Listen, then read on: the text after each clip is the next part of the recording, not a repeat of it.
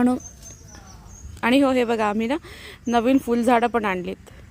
गोंडा आहे, सदाफुली आहे, पिटुनिया आहे. आता चला तयारी करूया फुलझाडं लावायची.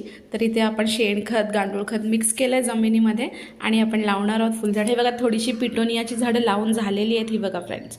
जशी मोठी होतील मी तुम्हाला आपली गार्डन तर दाखवेनच. आणि हो आपला काकडीचा मांडव आहे ना त्याचं आता उत्पन्न संपत आलं. हे बघा काही काकड्या आहेत अजून, तर पप्पा इथे काढून देत आहेत. तर या ताजी ताजी काकडी खायला.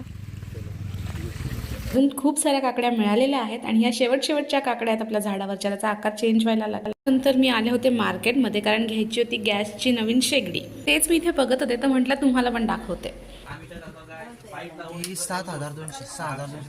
6,200 पर्यंत. आणि हिची काय किंमत आहे? 7,500 पर्यंत. ठीक. आणि इथे होत्या सुंदरशा मूर्ती.